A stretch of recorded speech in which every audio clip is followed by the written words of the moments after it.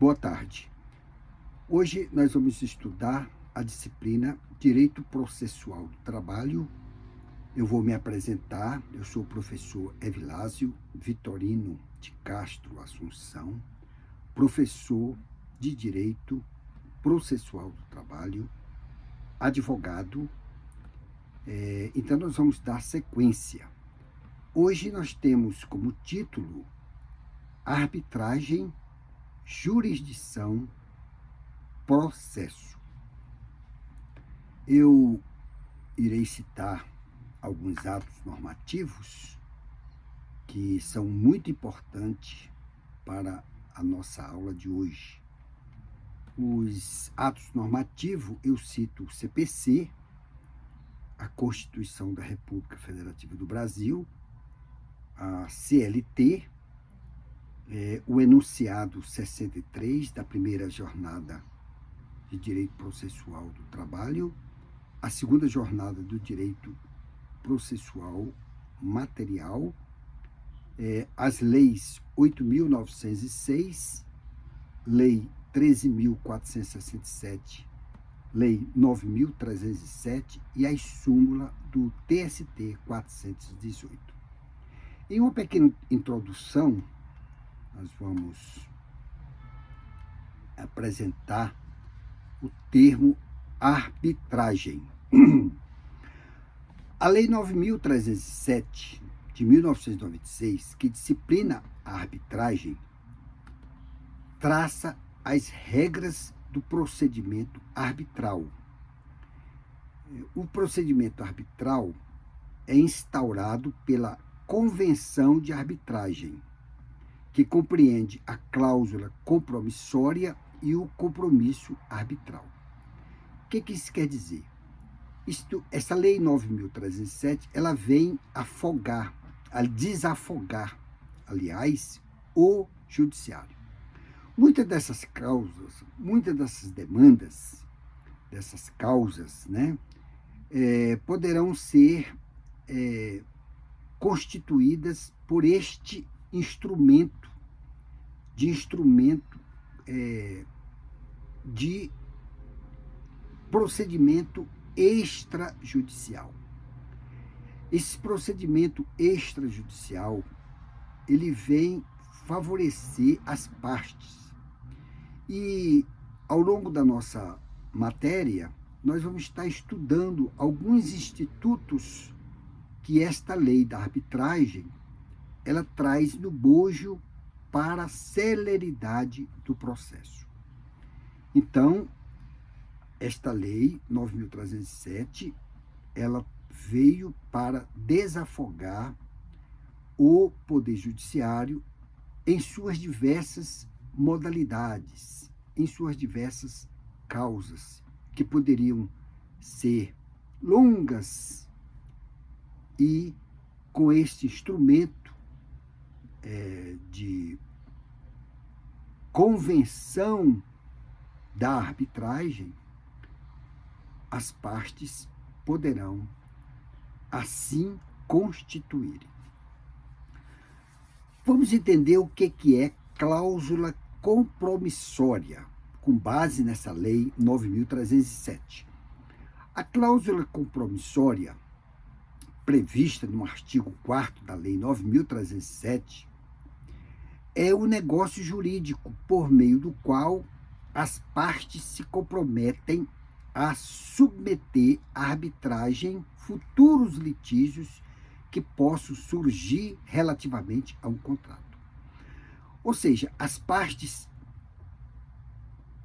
se entendem de não ajuizar o conflito ora existente no Poder Judiciário e se buscar uma alternativa de instrumentos consensuais. Então, a cláusula compromissória é isso que está submetido. As partes irão se submeterem a este instituto, a essa convenção. E aí o Poder Judiciário se evita a ser demandadas ações judiciais que poderiam demorarem para a resolução do conflito. Nós temos outro instituto dentro desta lei, que é muito importante ser destacado, que é o compromisso arbitral. O que é o compromisso arbitral? O compromisso arbitral previsto no artigo 9º da Lei 9.307 é um negócio jurídico de natureza contratual por meio do qual as partes submetem à arbitragem um litígio já existente. Ou seja, na cláusula compromissória, as partes se entendem e se submetem a quererem demandar uma ação extrajudicial, que na verdade não é uma ação, é uma convenção. Já no compromisso arbitral, as partes se entendem também, se submetem a esta lei, a lei da arbitragem, e o litígio, a lide, já existe. E aí eles, através de um árbitro, farão o acordo ou a intenção de se ter um acordo. Portanto, a arbitragem é um meio de solução dos conflitos pelo ingresso de um terceiro imparcial, que é o árbitro, que eu já falei. Depois nós vamos saber quem é o árbitro, qual é o papel deste árbitro. Previamente escolhido pelas partes, que irá solucionar o conflito de forma definitiva. Então, as partes entendem, nomeia uma pessoa de sua confiança e ali promovem este meio de solução de conflito. A arbitragem é considerada um meio alternativo de solução de conflito, pois o árbitro não pertence ao Estado. Alguns doutrinadores sustentam que o árbitro tem jurisdição não a estatal, mas sim a que lhe foi outorgada pelas partes para a resolução do conflito. Ou seja, é uma solução através da arbitragem para se resolver um conflito ora existente. Para isso, as partes nomeiam um árbitro de sua confiança para se chegar a um acordo ou um resultado positivo. Agora nós vamos falar sobre os argumentos favoráveis à arbitragem.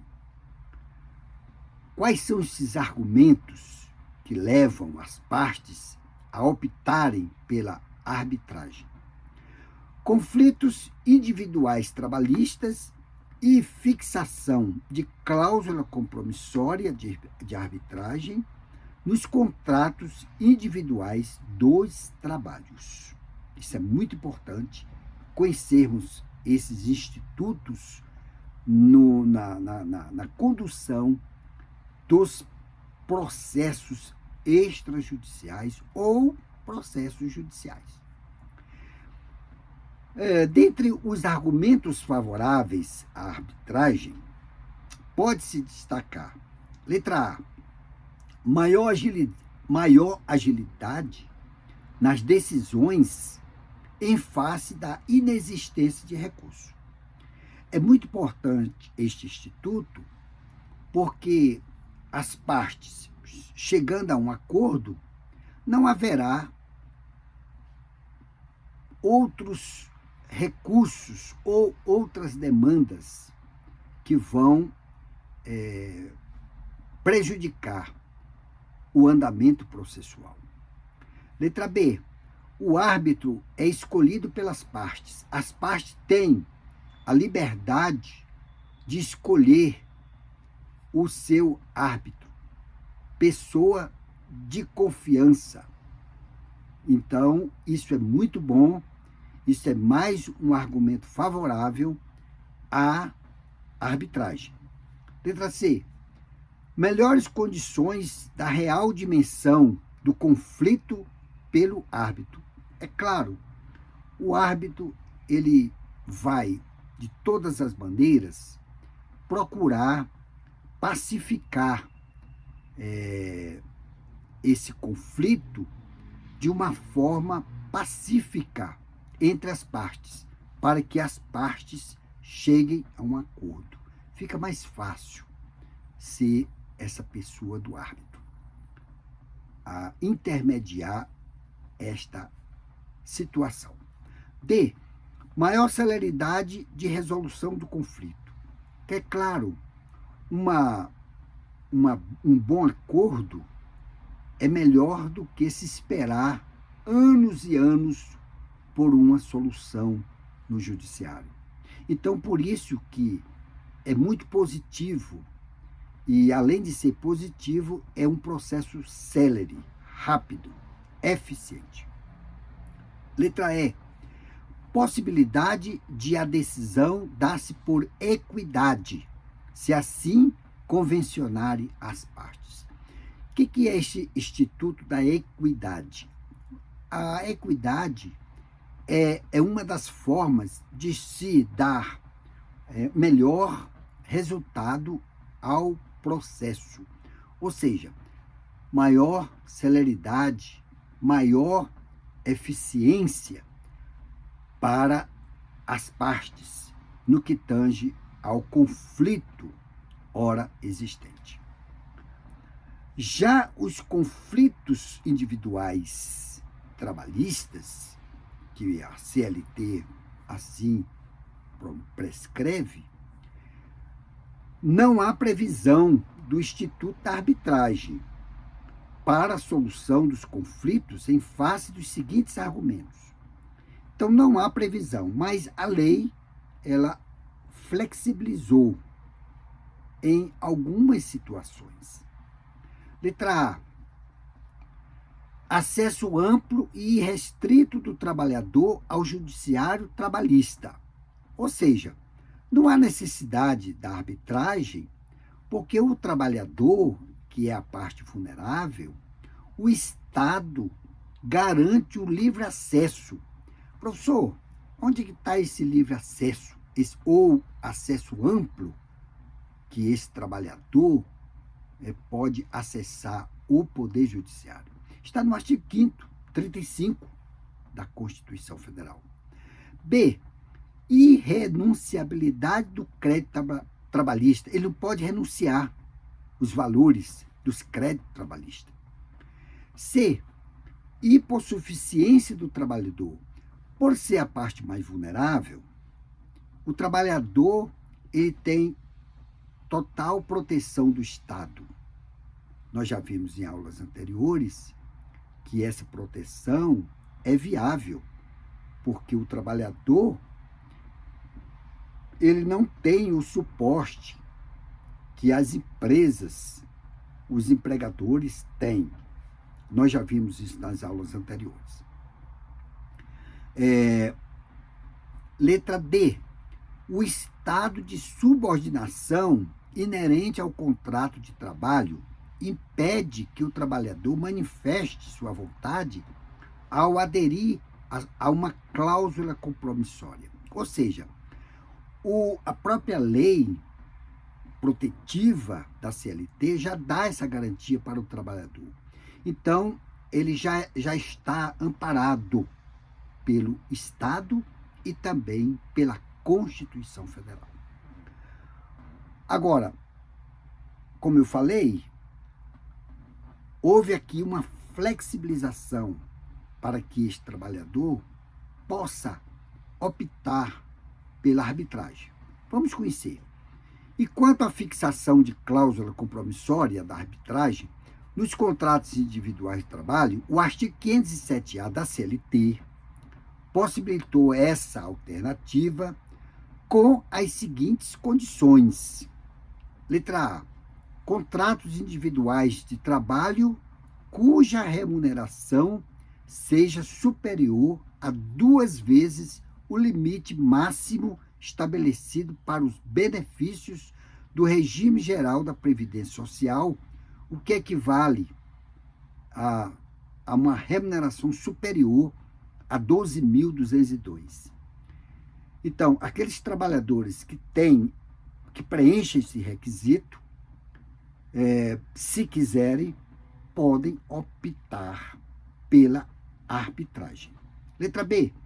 Iniciativa do empregado ou mediante a sua concordância expressa. Tem que estar expresso ou expressa essa manifestação de vontade, porque é uma atipicidade da norma. A norma, nós já vimos que o trabalhador ele tem amplo acesso ao Poder Judiciário.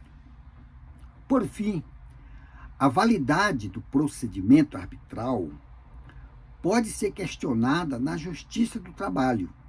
A decisão que for dada pelo árbitro, caso não cumprida, será executada na Justiça do Trabalho. Ou seja, o Poder Judiciário, nessas demandas, nesses conflitos, nessas resoluções de acordo, o Poder Judiciário delega, ele só supervisiona. Mas, como não há restrição que o Poder Judiciário possa rever todas essas situações consideradas ilícitas ou anuláveis, então o Poder Judiciário, com base no artigo maior da Constituição Federal, que é no artigo 92 até 125 da Constituição, o Poder Judiciário poderá se dispor a apreciar desde que haja lesão ou violação nos direitos individuais e coletivos com relação às suas garantias fundamentais. Nós já vimos em aulas anteriores que a violação a esses direitos e garantias fundamentais são cláusulas pétreas. Isso está lá no artigo 60, parágrafo, inciso 4. Agora nós vamos falar sobre da jurisdição. Nós temos muito assunto a tratar sobre a jurisdição. Isso é muito bom, porque nas aulas anteriores nós já falamos sobre a jurisdição, nós já falamos sobre seus princípios, sobre suas normas, sobre suas regras, e hoje, no direito processual do trabalho, não poderia ser diferente. Nós vamos estar também reforçando, complementando essas normas para que o nosso candidato e a nossa candidata possa absorver os seus conhecimentos e preparar o nosso candidato para o exame da ordem. Então, da jurisdição. Segundo Carnelutti, o conflito de interesses denomina-se lide. É a pretensão resistida a um direito. Então, na visão de Carnelutti, o conflito de interesses ele provoca uma lide, provoca um conflito. Para resolver isso, a parte prejudicada poderá recorrer ao Poder Judiciário. Diante de uma pretensão resistida, o autor provocará a jurisdição a fim de que o Estado, por intermédio do Poder Judiciário, obrigue o réu a satisfazê-la.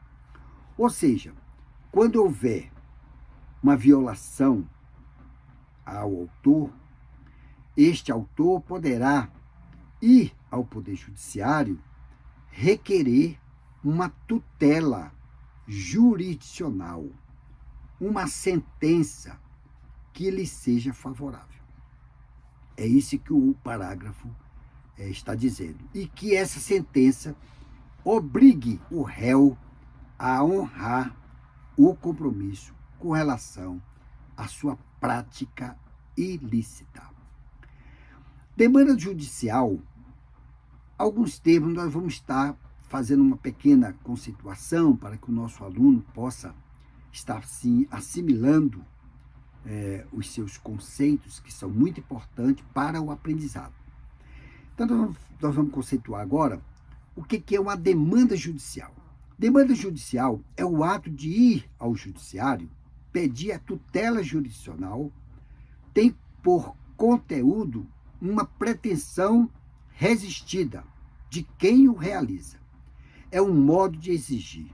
No ato de demandar, o demandante coloca a pretensão resistida diante do juiz para que ele a aprecie, acolhendo ou rejeitando. Como eu falei, o autor, violado o seu direito, lesionado o seu direito, ele poderá ir ao Poder Judiciário e exigir que o juiz decrete uma sentença judicial para que o réu seja obrigado a reparar este dano, reparar essa lesão.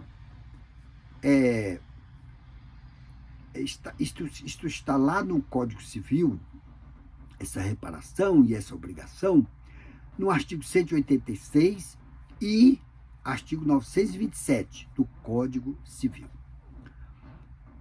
A jurisdição no processo do trabalho, a jurisdição é a função estatal exercida pelos juízes e tribunais, encarregada de dirimir de forma imperativa e definitiva os conflitos de interesses, aplicando o direito ao caso concreto, pacificando o conflito. Então, a jurisdição, ela é uma função do Estado e ela é exercida pelos juízes. Os juízes, como nós vimos na aula anterior, é um órgão. Órgão de quem? Poder Judiciário. E tribunais. Os tribunais também são órgãos de quê? Do Poder Judiciário.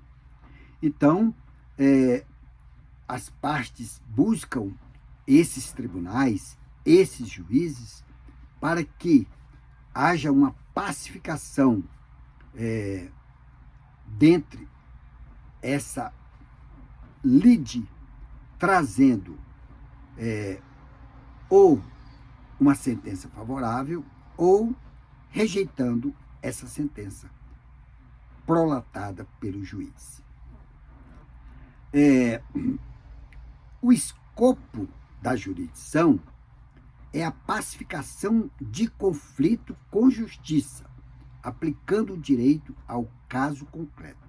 Ou seja, o objetivo geral da jurisdição é trazer a pacificação social entre as partes e reconhecendo o direito no caso concreto.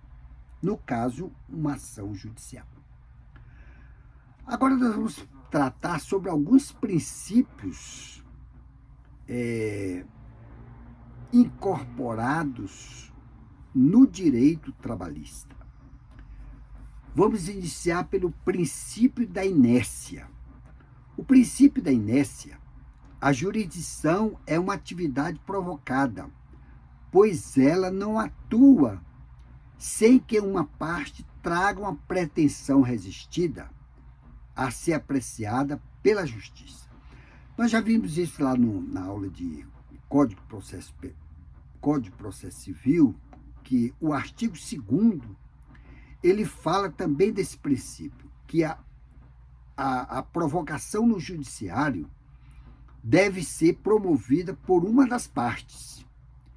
A parte lesada, tendo seu direito violado, ele provoca o judiciário. E através desse princípio, que é o princípio da inerte, o que quer dizer o princípio da inerte? É que o Poder Judiciário, ele não atua de ofício.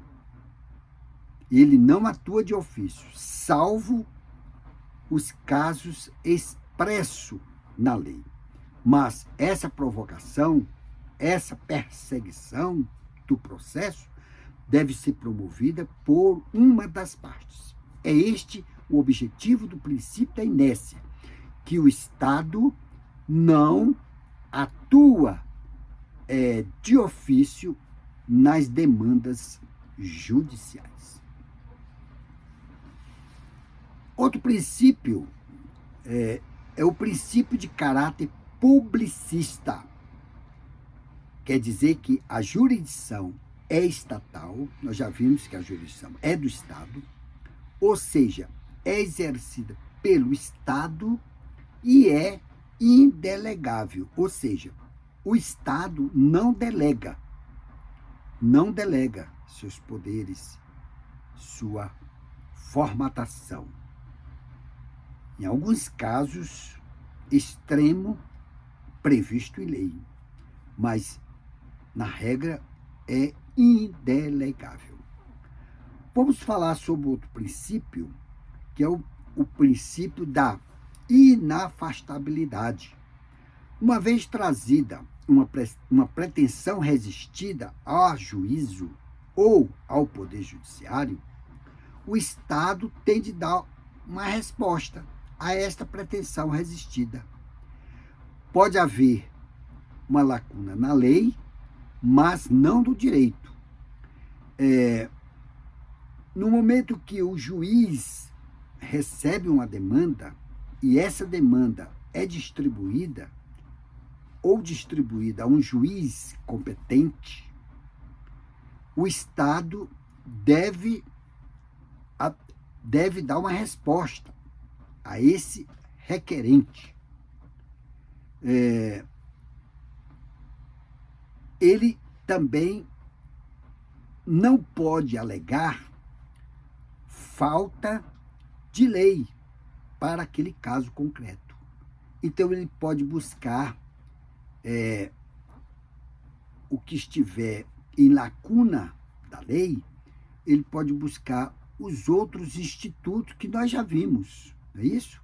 Isto está lá no artigo 5º, inciso 35, e é o artigo 140 do CPC, que o juiz não pode alegar falta de lei para aquele caso.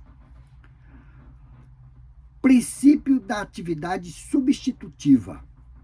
A jurisdição substitui a atividade das partes, que terão de se submeter à decisão. O que esse princípio quer dizer?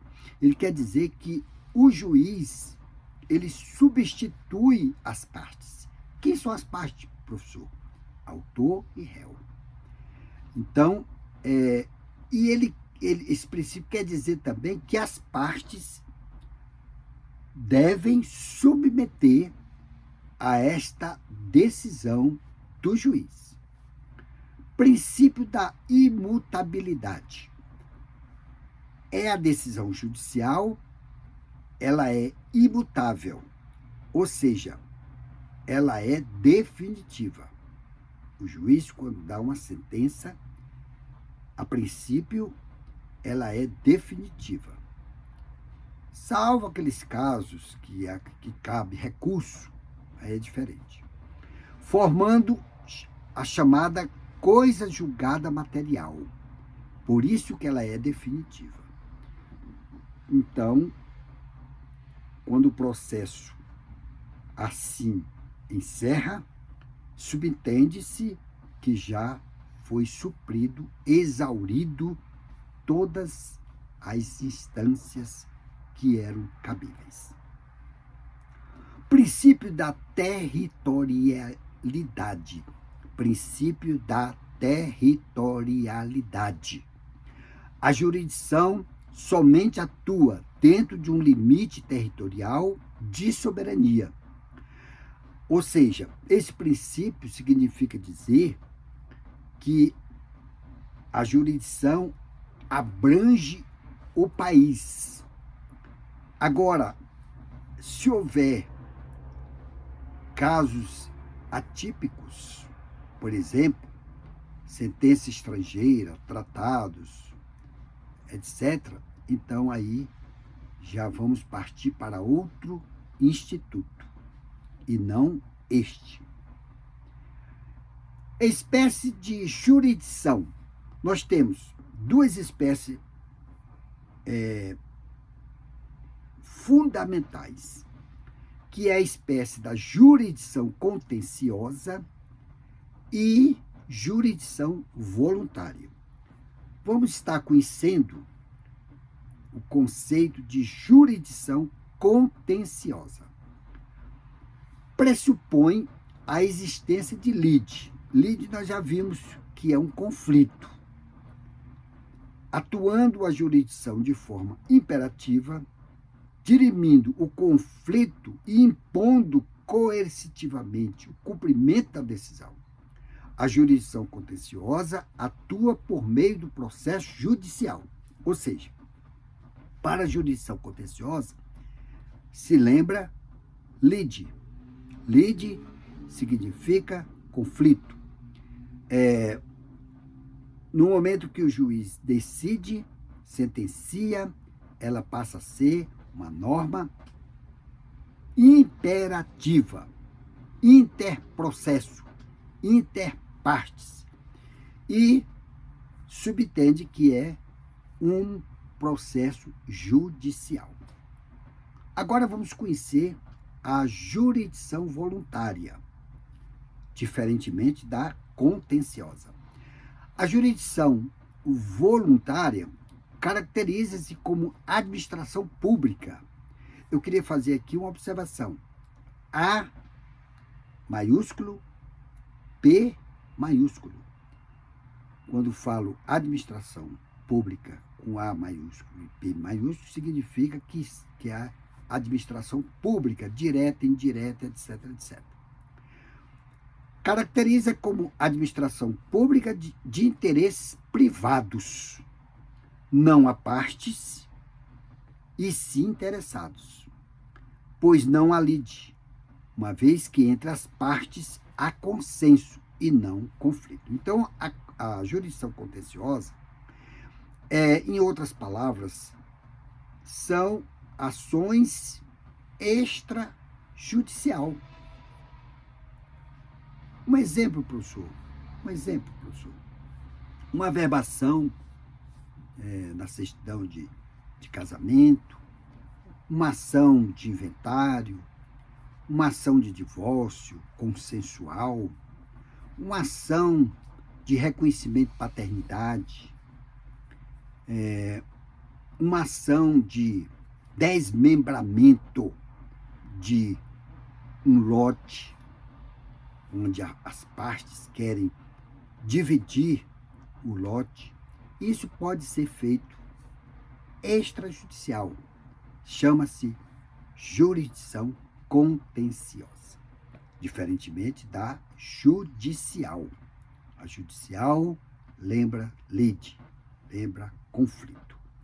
Na voluntária, lembra interessados, lembra não conflito. Quanto ao procedimento, a homologação de acordo extrajudicial deve obedecer aos seguintes ritos. Quanto ao procedimento de homologação de acordo extrajudicial, A. Terá início por petição conjunta, ou seja, as partes envolvidas no contrato, no termo, na partilha, terá início por petição conjunta, sendo obrigatória a representação das partes por advogado. Nós já falamos em aulas anteriores que nessas ações extraoficiais, extrajudicial, ação de divórcio consensual, as partes deverão estar assistidas por advogado. Os advogados terão que dar o seu aval, o seu parecer, se aquele termo, se aquele acordo, se aquele contrato está dentro da lei.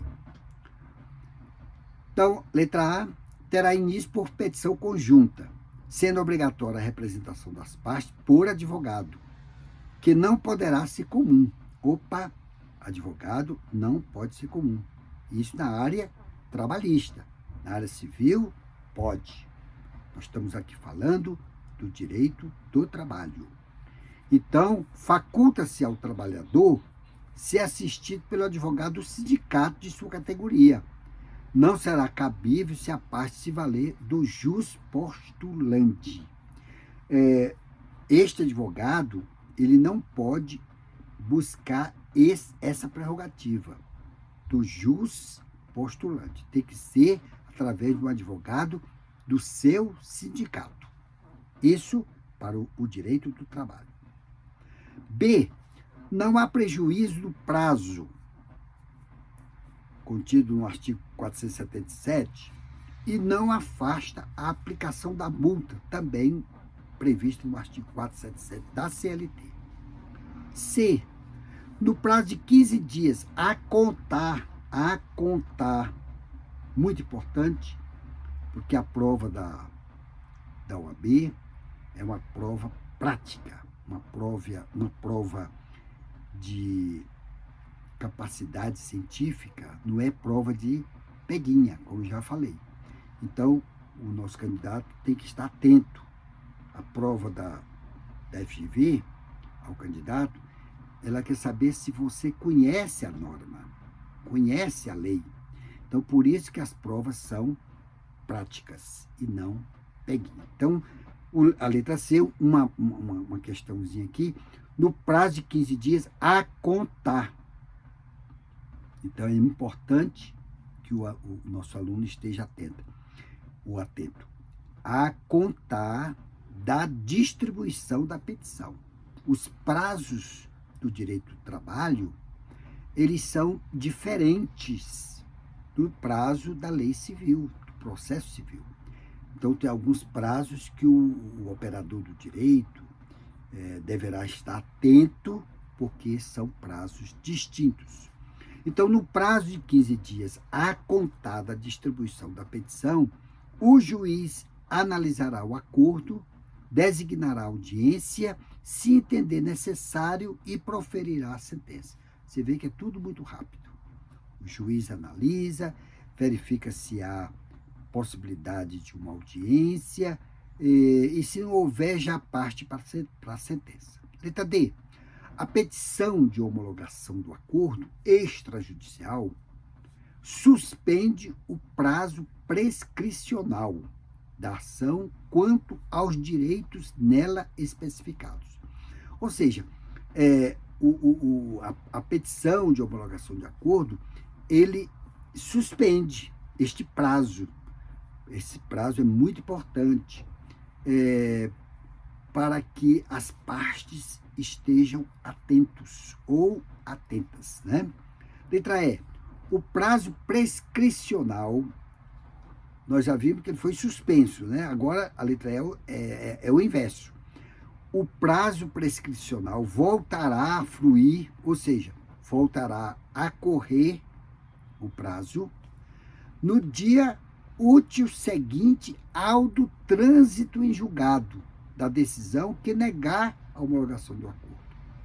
Então, o juiz, ao negar a homologação do acordo, a parte poderá já recorrer desta decisão e o prazo volta a fluir depois do trânsito em julgado.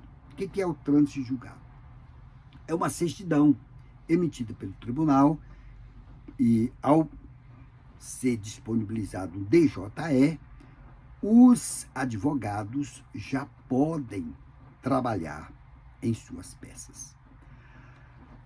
Agora vamos estudar do processo. Nós já estudamos a arbitragem, os principais pontos, já estudamos a jurisdição, seus principais pontos, e agora nós vamos estudar o processo. Vamos conceituar o que é processo. O processo é o meio de solução de conflitos e o instrumento público previsto em lei, por meio do qual o Estado exerce a jurisdição, dirimindo conflito de interesses, aplicando o direito ao caso concreto, dando a cada um o que é seu por direito e impondo coercitivamente o cumprimento da decisão. Então ficou bem claro o conceito de processo. O processo é um meio de solução de conflitos. Ele é um instrumento público, porque ele é liberado para todos os interessados. Por isso que ele é um instrumento público. E isso está previsto na lei civil, né? E por meio do qual o Estado exerce a sua jurisdição, como nós já vimos, né? Decidindo, no caso concreto, o reconhecimento deste direito, dando a cada um o que é seu. É muito importante esse conceito. Já o procedimento, que nós temos o conceito de processo e agora procedimento. O conceito de procedimento é o aspecto extrínseco, ou seja, exterior, do processo pelo qual se instaura, desenvolve-se e termina. É o caminho percorrido pelo processo, conjunto de atos sucessivos, a forma pelo qual o processo se exterioriza. Então, o processo é onde o juiz decide. Já no procedimento, são os atos constituídos no processo. Quanto à natureza jurídica do processo, temos os seguintes. Quanto à natureza jurídica, temos o seguinte. A. Contrato. Vigorou na doutrina francesa de Rousseau, contrato social. Quem não se lembra do contrato social, né? Estudado lá nas primeiras cadeiras do curso, né? Lá na academia. O processo era um negócio jurídico ao qual se submetiam as partes voluntariamente. Então, o contrato é um acordo entre as partes, e de forma consensual, e de forma voluntária. Se o contrato não tiver essas características, não é contrato. Letra B, quase contrato. Esta teoria foi desenvolvida na França no século XIX, dizendo que o processo tinha natureza jurídica privada. Privado significa particular, né? Mas que não se equiparava ao contrato. Alguns doutrinadores deliberaram, dentro da sua conceituação, essas teorias. C. Relação jurídica. Oscar von Boulogne, em 1868, há uma relação jurídica entre as partes e o juiz, que não se confunde com a relação jurídica de direito material controvertido. Então, nós temos aqui uma relação jurídica entre as partes e o juiz, para que as partes levem ao juiz a sua pleiteação. E ali o juiz vai sentenciar no processo a sua desenvoltura. Ou seja, o juiz vai analisar se há vínculo no processo dessa relação jurídica, desse negócio entre as partes. A relação jurídica do direito processual distingue-se da relação jurídica material, por 3 aspectos. Então, sujeitos são autor, Estado e juiz. Isso no direito processual é muito importante, porque nós já estudamos lá no direito processual civil aquela tríade, né? E aqui é direito processual. Então, os sujeitos são autor, Estado e juiz. Pelo seu objeto, é a prestação jurisdicional, ou seja, o autor busca do judiciário uma sentença que lhe seja favorável, claro. E C, pelos seus pressupostos processuais. Então, nós vamos estar estudando com muito afinco agora esses pressupostos processuais, que é muito importante. Os pressupostos processuais são requisitos de existência e validade da relação jurídica processual, enquanto as condições da ação são requisitos para a viabilidade do julgamento de mérito, condições da ação. Os pressupostos processuais estão atrelados à validade da relação jurídica. Por isso, a avaliação dos pressupostos processuais deve anteceder as condições da ação. Justamente porque, se não houver admissibilidade na demanda desses pressupostos, ele não chega aí ao mérito, que são as condições da ação. São pressupostos processuais de existência de relação processual. A. Investidura do juiz. O juiz que irá julgar o processo tem de estar previamente investido na jurisdição. Isso é muito importante. Vale dizer, a pessoa que preenche os requisitos previstos da lei constitucional e infraconstitucional para o exercício da magistratura. Vamos começar. O juiz, ele tem que ser um juiz que está investido na jurisdição. Nós já estudamos isso um pouquinho lá no direito constitucional. Ele tem que passar num concurso público para a magistratura, ele tem que apresentar prova de títulos, etc. Então, ele tem que estar habilitado, ele tem que ser nomeado, ele tem que tomar posse e entrar em exercício no cargo da magistratura para ser o juiz. Então, isso é um dos pressupostos da existência da relação processual. Outro item, demanda regularmente formulada. Nós já vimos o conceito de demanda. Então, demanda regularmente formulada. A demanda está regularmente formulada quando contém as partes. Nós já vimos, né? Quem são as partes? Autor e réu. O pedido é muito importante, o pedido. A causa de pedir e quanto é apresentada em juízo atendendo aos requisitos legais do artigo 319 do CPC e 840 da CLT. Ou seja, quando o advogado vai fazer uma petição ao juiz ou ao juízo, ele deve preencher todos os requisitos constantes do artigo 319 do CPC e 840 da CLT. Lá ele vai colocar o nome, endereço, estado civil, profissão, e-mail eletrônico e assim sucessivamente. Isso é muito importante. Quando o juiz vai fazer o saneamento no processo, o juiz vai observar se o advogado preencheu os requisitos e, principalmente, o valor da causa. Agora vamos saber o que são pressupostos de validade. Pressupostos de validade. Aquele que nós estudamos agora era pressupostos processuais, não é isso? Agora vamos estudar agora pressupostos de validade no processo do trabalho. É muito importante. É muita É muita informação, mas vamos devagar para que nós possamos entender a cada um desses itens.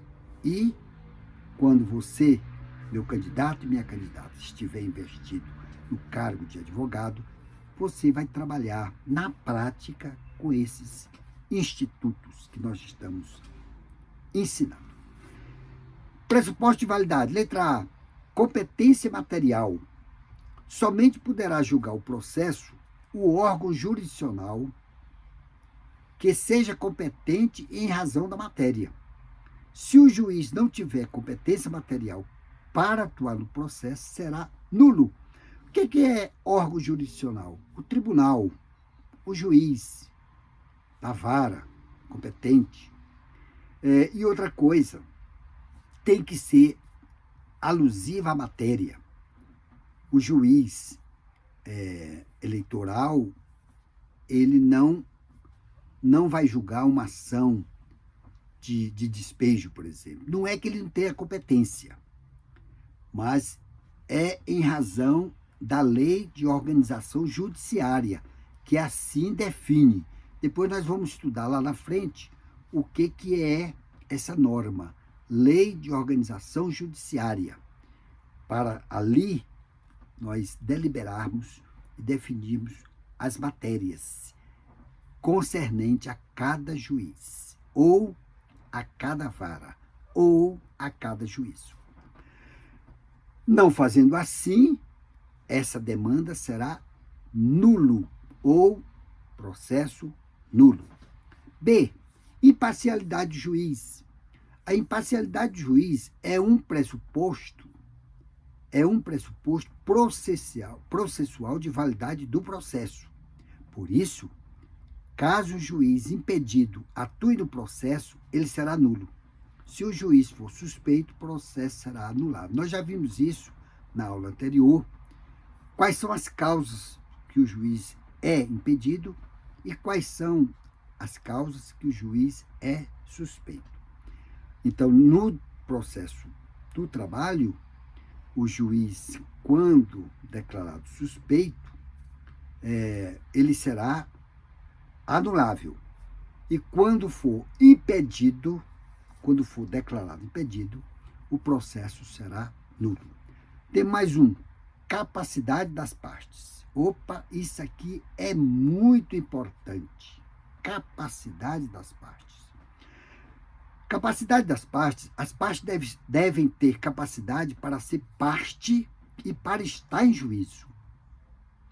A capacidade de ser parte é adquirida com o nascimento com vida, capacidade de direito. Já a capacidade para estar em juízo é a capacidade de fato. Nós já vimos isso nas aulas anteriores, principalmente na aula de direito civil. Estamos só recapitulando, aquilo que nós já aprendemos. Somente os absolutamente capazes a possuir os termos da lei civil, podendo estar em juízo por si sós. Os absolutamente incapazes serão representados em juízo por seus pais, tutores ou curadores. Os relativamente incapazes serão assistidos em juízo. Resumo da ópera. A capacidade das partes, elas devem obedecer às normas da lei civil, que nós já estudamos em aulas anteriores. Há a capacidade de direito e a capacidade de fato. Temos também os absolutamente incapazes e os relativamente incapazes. Os absolutamente incapazes são aqueles que são representados pelos seus pais, tutores e curadores, os menores de 16 anos. Já os maiores de 16 anos e os menores de 18 anos são assistidos, mas esses poderão atuar em alguns atos do processo. A capacidade de postular em juízo, que é o famoso jus postulandi, é atribuído ou atribuída aos advogados e advogadas, regularmente habilitados na Ordem dos Advogados do Brasil. Isso está previsto lá na Lei da Constituição Federal, artigo 133, e também na Lei 8.906/94. Então, o jus postulante, ou seja, o ato de postular, só tem essa prerrogativa os advogados devidamente habilitados no exame da ordem. Letra D. Inexistência de fatos extintivos da relação jurídica processual. Os fatos extintivos provocam a extinção prematura da relação jurídica processual. A doutrina também os denomina de pressupostos processuais negativos, quais sejam a inexistência de perempção, litispendência, convenção de arbitragem, etc.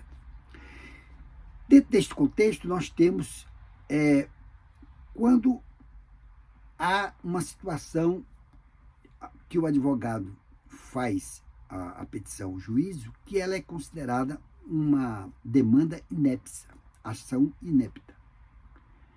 Então, ali ela é prematura. Então, antes mesmo do juiz prosseguir com essa demanda, ela já está definida como inépcia, ou seja, não tem cabimento, não tem direito. É como se o autor tivesse pedindo uma demanda que ele fosse à lua, por exemplo.